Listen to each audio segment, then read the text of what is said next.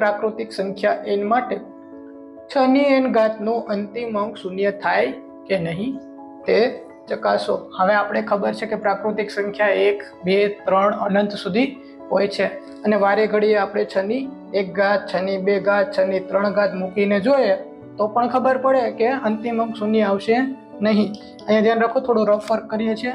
ચાલો, 6 ની n ઘાત છે અને n બરાબર આપણે 1 થી માંડી અને અનંત સુધીની પ્રાકૃતિક સંખ્યાનો ઉપયોગ કરી શકીએ। 6 ની 1 ઘાત કરો તો જવાબ આવશે 6। અહીંયા અંતિમ અંક શૂન્ય છે નહીં। 6 ની 2 ઘાત કરી એટલે કે 6 નો વર્ગ 36 જવાબ આવશે। અંતિમ અંક 6 છે, શૂન્ય નથી। 6 ની 3 ઘાત 216 થાય, અંતિમ અંક શૂન્ય નથી। આ અનંત સુધી આપણે કરવા માટે કઈ નવરાતો હોય અને આપણે અહીંયા પ્રોપર સાબિતી આપવી પડે, આ રીતથી ચાલે નહીં। તો પ્રોપર સાબિતી કેમ અપાય કે જો કોઈ સંખ્યાનો અંતિમ અંક શૂન્ય હોય તો તે સંખ્યાના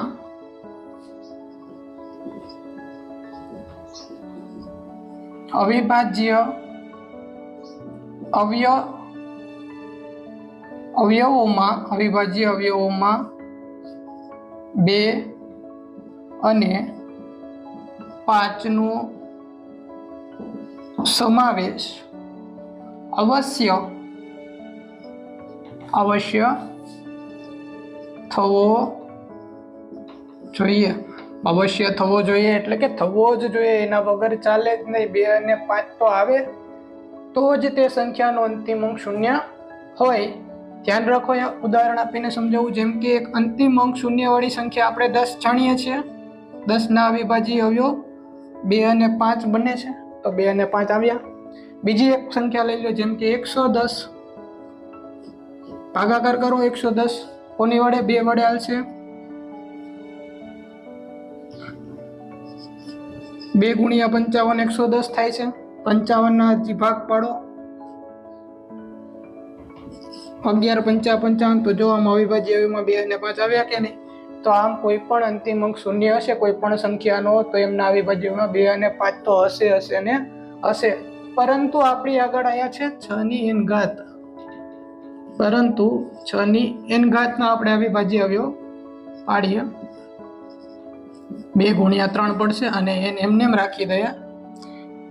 ચાલો, n ને બંનેને આપી દઈએ, 2 ની n ઘાત, 3 ની n ઘાત, અને અહીંયા n બરાબર શું આપણને આપ્યું છે? n બરાબર પ્રાકૃતિક સંખ્યા છે। શું છે?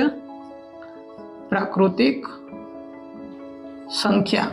તો અહીંયા 6 ની n ઘાતના અવિભાજ્ય અવયવમાં 2 અને 3 છે, 5 નો સમાવેશ થતો નથી। આમ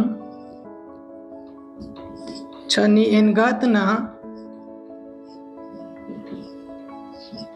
અવિભાજ્ય અવયવોમાં 5 નો સમાવેશ થતો નથી। આમ તેથી 6 ની n ઘાતમાં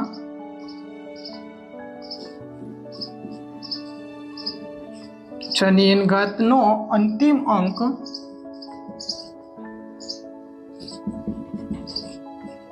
કોઈ પણ સંજોગોમાં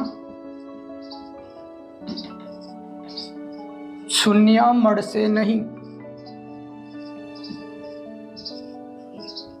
તો આપણે આ સાબિત કરી ચૂક્યા છે, કેમ કે આપણે જાણીએ છીએ કે કોઈ જો સંખ્યાનો અંતિમ અંક શૂન્ય મેળવવો હોય તો તેમના અવિભાજ્ય અવયવ 2 અને 5 હોવા જરૂરી છે। અહીંયા 6 ના અવિભાજ્ય અવયવ 2 અને 3 મળે છે, 2 તો મળે છે પણ 5 મળતા નથી।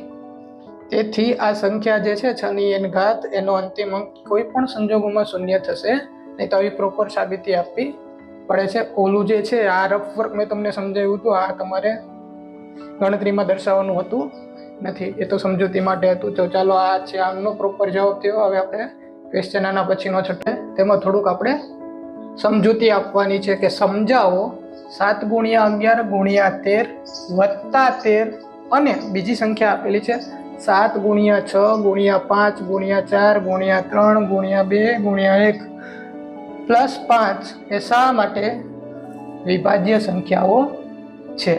તો આ વિભાજ્ય સંખ્યાઓ શા માટે છે એવું આપણે અહીંયા સમજૂતી આપવાની છે. તો પ્રથમ સંખ્યા આપણે અહીંયા લખીએ છીએ નીચે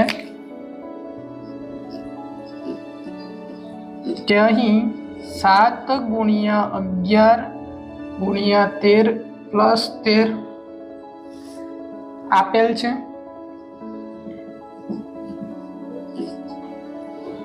આમના બરાબર આપણે શું લખી શકીએ કે જો તમે 13 અહીંયા સામાન્ય કાઢી શકાય એટલે 13 હું અહીંયા આગળ સામાન્ય કોમન કાઢીએ છીએ તો આ સાઈડ શું વધશે 7 ગુણ્યા 11 પ્લસ અહીંયા શું વધશે 1.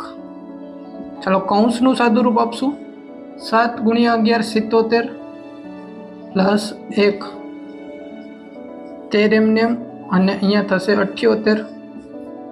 હવે 13 આપણી આગળ વિભાજ્ય સંખ્યા મળી ગઈ એટલે એમને કાંઈ નથી કરવું. આપણે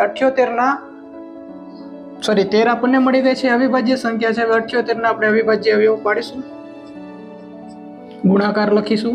78 ને 13 6 78 લખી શકાય. ચાલો 13 અવિભાજ્ય સંખ્યા એમને એમ, 13 અવિભાજ્ય સંખ્યા એમને એમ અને 6 ના ભાગ પડશે 2 તેરી 6. ચાલો તો આને વ્યવસ્થિત લખી લઈએ ચડતા ક્રમમાં 2 ગુણ્યા 3 ગુણ્યા 13 ગુણ્યા 13. તો આમ આપેલી જે સંખ્યા હતી એમાં સરવાળામાં આપેલી હતી એમને આપણે ભિન્ન અવિભાજ્ય સંખ્યાના ગુણાકાર સ્વરૂપે દર્શાવી શકીએ છીએ. આમ 7 ગુણ્યા 11 ગુણ્યા 13 પ્લસ 13 ને ભિન્ન અવિભાજ્ય સંખ્યાઓના ગુણાકાર સ્વરૂપે દર્શાવી શકાતી હોવાથી તે વિભાજ્ય છે. આપેલી તમને જે સંખ્યા હોય એમને તમે અવિભાજ્ય સંખ્યાના ગુણાકાર સ્વરૂપે દર્શાવી શકતા હો તો તમે એવું કહી શકો કે આપેલી સંખ્યા છે એ વિભાજ્ય છે. સમજાઈ ગયું તમને? ચાલો હવે નેક્સ્ટ આપણી આગળ છે 7 તથા 7 ગુણ્યા 6 5 ગુણ્યા 4 ગુણ્યા 3 ગુણ્યા 2 ગુણ્યા પ્લસ 5 આપેલું છે. તો ચાલો આમાં આપણે જોઈ શકીએ છીએ કે 5 સામાન્ય કાઢી શકાય એમ છે. તો 5 ને હું કોમન કાઢું છું. અહીંયા વધે છે 7 ગુણ્યા 6 5 કોમન નીકળી ગયા 4 3 2 1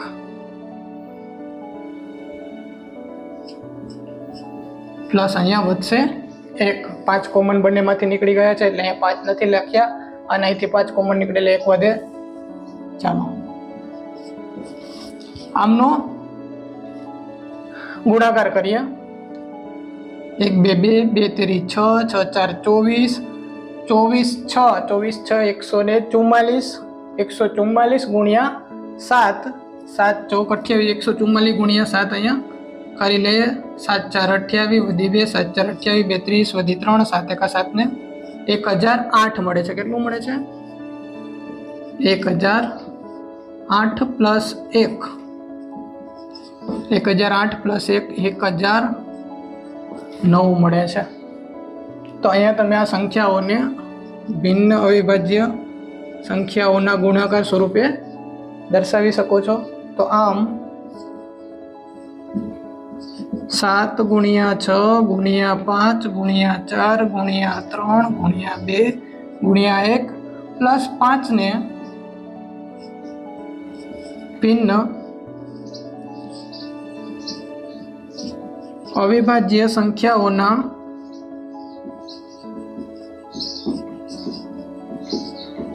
ગુણાકાર સ્વરૂપે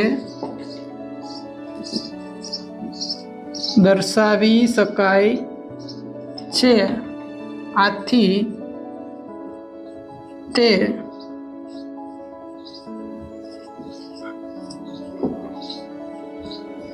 વિભાજ્ય સંખ્યા છે. સરળ હતા દાખલા. આવા દાખલા પૂછાઈ જાય તો આવી રીતના તમે લખી શકો છો. ચાલો નેક્સ્ટ ક્વેશ્ચન. રમતના મેદાનમાં વર્તુળાકાર માર્ગ છે. આવો કંઈક વર્તુળાકાર માર્ગ હશે. સોનિયાને તેનું એક પરિભ્રમણ પૂર્ણ કરતા 18 મિનિટ લાગે છે. કે અહીં સોનિયાને એક પરિભ્રમણ પૂર્ણ કરતા 18 મિનિટ લાગે છે, તથા રવિને તેનું એક પરિભ્રમણ પૂરું કરતા 12 મિનિટ લાગે છે. પ્રશ્નમાં એવું માંગ્યું છે કે ધારો કે બંને એક જ સમયે એક જ બિંદુએથી એક જ દિશામાં પરિભ્રમણ કરવાનું પ્રારંભ કરે છે. તો જો અહીંયા સોનિયા છે, રવિ છે, બંને એક જ બિંદુએથી એક જ સમયે અને એક જ દિશામાં વર્તુળાકાર માર્ગ છે જે આ મેદાન છે એમાં પ્રારંભ કરે છે એક જ બિંદુએથી. તો કેટલી મિનિટ બાદ બંને ફરી પ્રારંભ બિંદુ આગળ ભેગા થશે? તો જ્યારે આવો વર્તુળાકાર પથ આપેલો હોય, કોઈ બે વાહનો આપેલા હોય કે કોઈ બે વ્યક્તિ આપેલી હોય અને એક જ બિંદુએથી જે શરૂઆત કરતા હોય, તો બંને ફરી પાછા ક્યારે ભેગા થશે પ્રારંભ બિંદુ આગળ, તો ત્યારે તમારે કાંઈ નથી કરવાનું. જે સમય આપેલો છે 18 મિનિટ અને 12 મિનિટ મેં અહીંયા લખેલું છે અલગથી, એમનો લસા આપી દેવાનો એટલે કામ થઈ જાય પૂરું. તો અહીં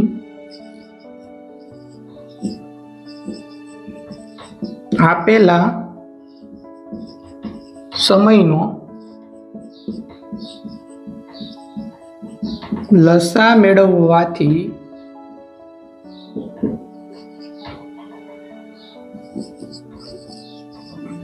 પ્રશ્નનો ઉત્તર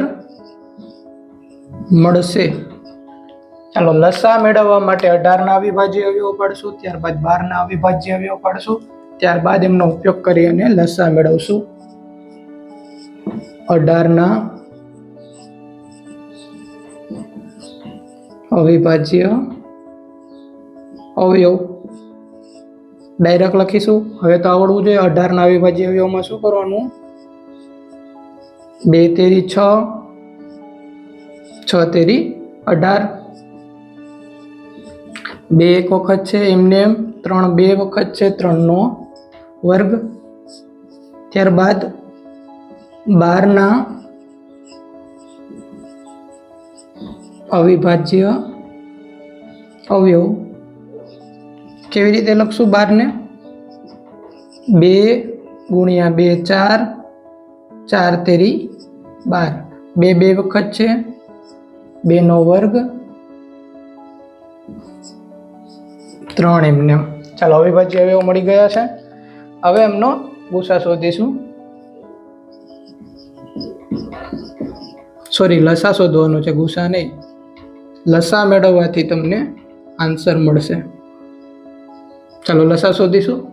લસામાં શું કરવાનું કે જે સામાન્ય અવયવ છે એમની મોટી ઘાતવાળા પદોનો ગુણાકાર કરવાનો છે. તો અહીંયા સામાન્ય અવયવ છે 2, એમની મોટી ઘાત છે 2 નો વર્ગ, અને બીજો સામાન્ય અવયવ છે 3, એમની મોટી ઘાત છે 3 નો વર્ગ. 2 નો વર્ગ એટલે 4 લખી શકાય અને 3 ના વર્ગને 9 લખી શકાય. ગુણાકાર કરી નાખો 36. આમ બંને 36 મિનિટ બાદ ફરી પ્રારંભ બિંદુ આગળ ભેગા થશે. ચાલો કામ થઈ ગયું છે પૂરું. નેક્સ્ટ પ્રશ્નમાં પાછા આપણે મળશું સ્વાધ્યાય 1.2 સાથે. ચાલો દાખલો સમજાઈ ગયો છે આશા રાખું છું.